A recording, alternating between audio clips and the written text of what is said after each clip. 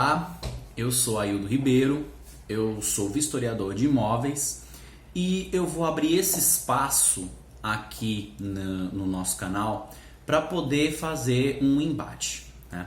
Na verdade um debate, desculpe. Eu vou responder aqui as perguntas que me forem mandadas. Eu quero deixar na descrição aqui o endereço do meu Twitter, meu perfil do Twitter. Você pode utilizar esse perfil para poder fazer as suas perguntas e sanar as suas dúvidas com relação à vistoria, com relação a aluguel, né? Eu não sou a maior autoridade do mundo em aluguel, mas eu entendo muito da parte de vistoria imobiliária.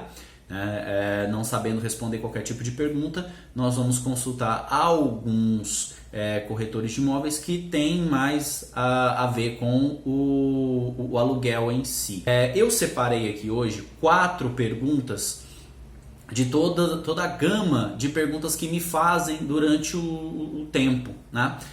Durante esse tempo que eu venho fazendo vistorias, isso já são 5 anos fazendo vistorias, colocando material disponível aí, né, na internet para todos que quiserem acompanhar. Eu escuto muitas perguntas e muitas delas são dúvidas que podem ser dúvidas de mais pessoas, né? Eu não vou dizer nomes, até porque muitas dessas perguntas vêm para mim de inquilinos, muitas perguntas vêm de imobiliárias com as quais eu tenho uma certa parceria. Então, bora para as perguntas, tá? E só lembrando, se você tem algum tipo de pergunta, quiser tirar alguma dúvida, vai no meu perfil do Twitter, deixa a sua pergunta lá e eu posso colocar no próximo vídeo, no próximo cookie, as respostas a essas perguntas, tá ok? Bom, a primeira pergunta é: a vistoria imobiliária ela deve ser feita para todo imóvel? Bom, eu como vistoriador de imóveis, eu não deixo essa obrigatoriedade para ninguém, tá? Vai muito da pessoa que está alugando esse imóvel, se ela quer ou não esse tipo de segurança. É um dispositivo e esse dispositivo é completamente, ele é pessoal, a pessoa pode ou não querer fazer. Mas o inquilino ele pode exigir, se ele exigir, sim, tá? Todo imóvel que for alugado, o inquilino ele tem esse direito, então ele pode exigir do proprietário uma vistoria de imóvel, né? E uma das outras perguntas é se imóvel novo precisa fazer uma vistoria, afinal de contas ele é novo, né? Eu entendo esse imóvel novo como aquele imóvel que está sendo entregue por uma construtora, que aparentemente não tem nenhum vício, que ele está sendo entregue 100%. Né? Eu digo que sim, esse imóvel também necessitaria de algum tipo de vistoria, até porque ele tem que ter um documento que descreva as características gerais daquele imóvel, né? Existem sim imóveis que são entregues com vícios não aparentes, né? São aqueles vícios que só vão aparecer dali a algum tempo e a pessoa que está morando ali naquele imóvel, ela só vai descobrir isso daqui a pouco, né? E como existem vários tipos de proprietários, são pessoas, existem pessoas e pessoas, existem pessoas que têm má fé e pessoas de boa índole, né? Mas a vistoria ela é um documento que não protege só o proprietário, né? Ela também serve para proteger o inquilino de fazer algum tipo de ajuste ou de fazer algum tipo de reparo em dano que não é de responsabilidade dele. Tá? Eu tenho um vídeo, posso deixar aqui no card para você, que vai falar das obrigações do proprietário. Então, esse proprietário ele tem algumas obrigações e correção desse tipo de vício também faz parte delas, tá bom? A segunda pergunta é: quem paga pela vistoria? Bom, eu já fiz algumas vistorias que o inquilino, no momento da saída, ele me fala que a imobiliária cobrou dele na entrada uma vistoria e ele me pergunta se isso pode ou não, né?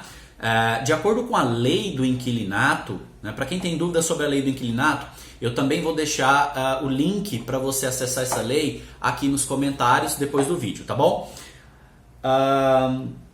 Bom, de acordo com a lei, quem tem que pagar, né, o responsável pela vistoria é o proprietário. Então, quando o inquilino entra nesse imóvel e ele pede por essa vistoria, o proprietário tem que ceder essa vistoria. Não importa quem vai fazer essa vistoria, tá? Esse é o ponto-chave. Então, se ele opta por contratar um profissional que seja isento de todas as partes, né? Esse profissional ele vai cobrar ali os honorários dele, e quem tem que pagar esse honorário é o proprietário, né? Quando é caso de imobiliária, por exemplo, né? Essa responsabilidade passa para a imobiliária, porque a imobiliária, cada uma delas tem uma maneira de cobrar as taxas de intermediação. E, a meu ver, né, de acordo com os meus, a minha experiência, essas imobiliárias que cobram essa taxa de administração tem que estar embutido nessa taxa o valor da vistoria imobiliária, né? Agora, a vistoria de saída, ela é mais interessante pro inquilino do que pro proprietário, tá? Isso a grosso modo. Então, assim, no meu entendimento, se colocado em contrato, o proprietário pode arcar com a vistoria inicial e na saída o inquilino arcar com a vistoria final, que é um laudo onde ele vai ter ali tudo que ele tem que fazer para devolver aquele imóvel 100%. Né? Mas nada impede de o proprietário poder arcar com essa custa também, assim como a imobiliária que está cuidando desse imóvel, que está intermediando isso, tá? Mas tudo é conversado, tudo é colocado em contrato. Então, se no contrato rezar que o inquilino pode arcar com isso e o inquilino concordar com isso no início do contrato, não tem problema nenhum, o inquilino pode arcar com isso também, tá? Agora tem um detalhe que é com relação ao retorno ao imóvel. Então, após uma vistoria final, né, o vistoriador ele vai emitir um laudo. Esse laudo vai mostrar o que deve e o que não deve ser feito, tá? Geralmente esse laudo é sugestivo, e eu digo sugestivo porque quando esse laudo está na mão, o inquilino e o proprietário podem decidir o que pode ser feito, ou o que deve ser feito e o que não precisa ser feito, tá? Como é uma negociação entre as partes e o vistoriador não é dono do imóvel, nem administra esse imóvel, ele não pode fazer um termo obrigatório, a não ser que tenha aval do próprio proprietário, tá bom? Então, esse laudo que chega na mão do inquilino, ele vai dizer o que deve ser feito. E depois de uns dias aí já pré-estabelecidos, 2, 3, 5, né?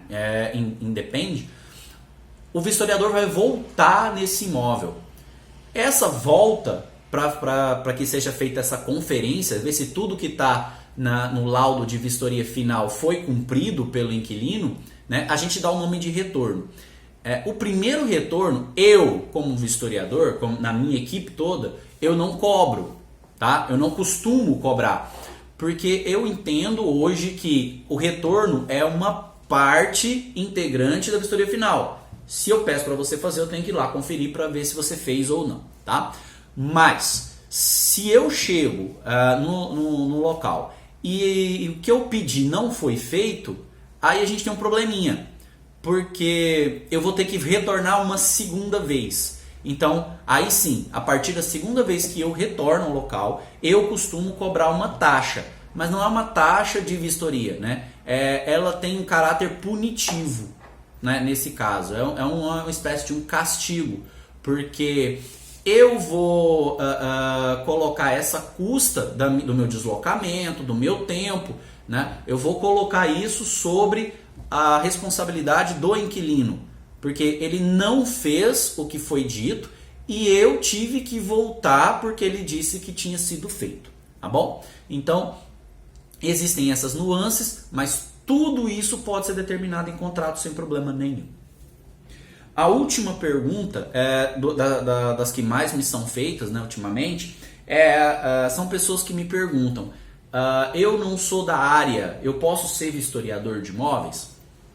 Olha, na realidade não precisa ser da área, você não precisa ser de civil, você não precisa ser arquiteto, você não precisa ser um corretor de imóveis, não precisa, né? O que você precisa para ser um vistoriador? Na realidade, o que você tem que ser é observador. Você tem que saber descrever, você tem que ter um bom português para poder fazer um documento, né? Você vai ter modelos na internet que você pode seguir, inclusive eu tenho modelos, eu posso ser desses modelos sem problema nenhum, de como você vai descrever um imóvel, né? Então, basta você ser observador e ser atento a detalhes, né? Você tem que saber a diferença entre nuances de branco, mas para isso você tem algumas ferramentas que você utiliza. Eu mesmo utilizo todas as vezes que eu vou fazer vistoria.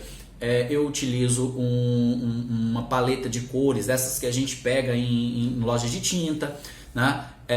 Você tem que saber a diferença entre um porcelanato e uma cerâmica. Você tem que saber a diferença entre mármore e granito, né? Entre um MDF, um MDP e madeira. Então são coisas que você pega com o estudo. Dá para fazer, dá para você estudar e se tornar um vistoriador, tá? Na vistoria final, né? O que exige mais atenção e talvez até um pouco mais de domínio da área, né? Também dá para fazer através de estudo. Treinamento e estudo aplicado, você pode se tornar um historiador.